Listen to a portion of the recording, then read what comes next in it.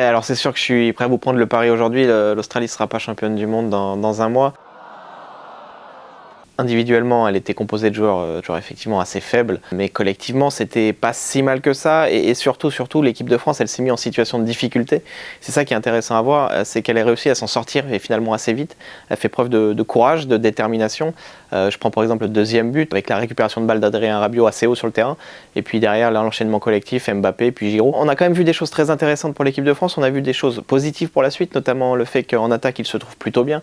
Qu'Mbappé soit en jambes, que Dembélé soit en jambes aussi. Nos deux ailiers ont des jambes de feu en ce moment et ça c'est plutôt bon signe pour la suite.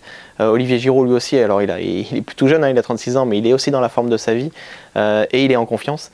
On a vu des choses positives, on a vu du caractère, on a vu du talent. Alors évidemment il faudra attendre le match contre le Danemark qui sera un test beaucoup plus intéressant, beaucoup plus important pour l'équipe de France pour avoir des vraies réponses sur le niveau global des Bleus, mais pour l'instant c'est plus qu'encourageant.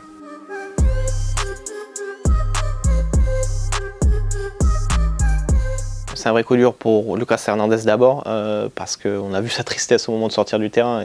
C'est un pilier de l'équipe de France et c'est un coup dur aussi pour les Bleus, psychologiquement.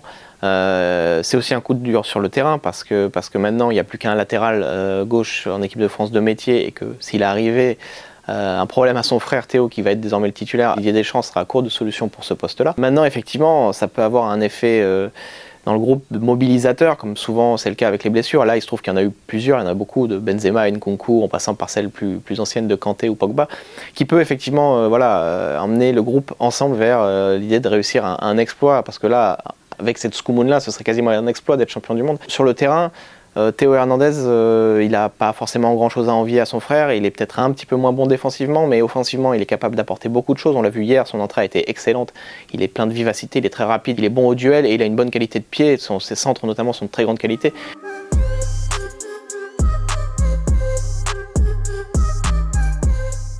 Déjà, c'est pour l'instant impossible de dire si Varane sera titulaire samedi contre le Danemark. En fait, tout va dépendre de comment Didier Deschamps perçoit la situation. Calme et sérénité. Est-ce qu'il a envie de remettre Raphaël Varane?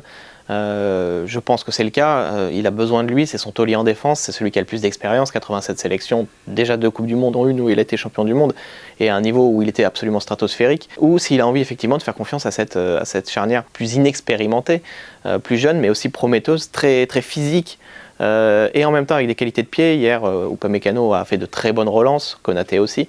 Ça va un petit peu dépendre de comment il a perçu la situation du match d'hier et aussi de l'adversité. Peut-être qu'il aura, face au Danemark, envie de remettre un petit peu d'expérience dans cette défense.